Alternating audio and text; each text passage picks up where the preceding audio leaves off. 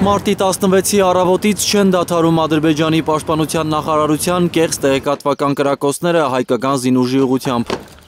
3 օրում թշնամի պետության պաշտպանական գերատեսչությունը 7 հաղորդագրություն է տարածել, թե իբր հայկական զինված ուժերի ստորաբաժանումները կրակում են սահմանի արևելյան և հարավ-արևելյան ուղղությամբ։ Մեր պաշտպանության նախարարությունը ինֆորմացիոն հարձակումից միայն պաշտպանվում է հերքում։ Բաքվի կեղծ հաղորդագրության վերջին հերքումն այսօր կեսօրից հետո տարածեց Սուրեն Պապիկյանի ղեկավարած կառույցը։ Ծանր օրեր են սպասում։ Սպասվող ծանր օրերի մասին ռազմական փորձագետ Հայկ Նահապետյանին հուշում են վերջին 10 տարիների Ադրբեջանի քարոզչական սադրանքները Հայաստանի դեմ տեղեկատվական դաշտում։ Ուշադրություն դարձրեք 16-ի ապրիլյանից առաջ, 44 օրից առաջ, 21-22-ին մեր սահմաններում Ադրբեջանի ագրեսիվ գործողություններից, որը վերաճեց նաև ռազմական բախման, միշտ քարոզչական հողանախապատրաստում։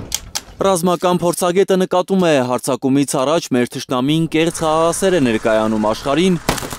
ու մի մեծ ներկայացման փոքր սցենար կազմակերպում միջազգային հանրության համար։ Առաջին հերթին տարածաշրջանում շահեր ունեցող պետություններին, որ ինքը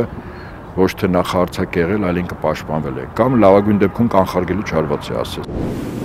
Եթե Ադրբեջանի ղեկավարը ի վերջո որոշի Հայաստանի դեմ ռազմական գործողություններ սկսել, ապա ձեռնոց կնետի մեր հարավային հարևան Իրանին, ռազմավարական դաշնակից Ռուսաստանին, նույնիսկ իր ավագ եղբորը Էրդողանին, վստահ է ռազմական փորձագետը։ Ինձ թվում է, որ Թուրքիան դա ձեռք է տալիս, կարծում եմ ոչ։ Գիտեք, հիմա Թուրքիայի ամբողջ ուշադրությունը եւ ամբողջ ռեսուրսը իրենից հարավ տարածքներն են, մասնապես Սիրիա։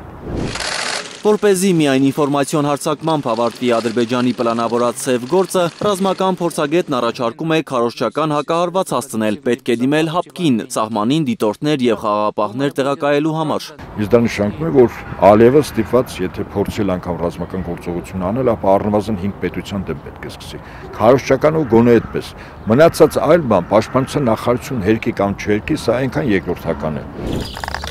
Հայաստանի դեմ ինֆորմացիոն կեղծիք տարածելուց բացի, բանակը մարդկային ռեսուրսով համալրելու նպատակով հայտարարություն է տարածել Ադրբեջանի պաշտպանության նախարարությունն այսօր, մինչև 40 տարեկան տղամարդկանց զինված ուժեր է հրավիրում Ալիևը։ Սա մեծ պատերազմ է, սա արդեն Հայաստանի դեմ չի։ Սա մեր հարևան Իրանի Իսլամական Հանրապետության դեմ է։ Որոշ ռազմական փորձագետների կարծիքով Հայաստանի դեմ պատերազմելու համար Ադրբեջանը լրացուցիչ ռեզերվի կարիք չունի։ 44-օրյա պատերազմից 4.5 տարի անց բանակի մարդկային կորուստները վերականգնել է թշնամին։ Էդգար Ղուշչյան, Նորայր Շարբաթյան և Անի Ղանդիլյան, Հայլուր։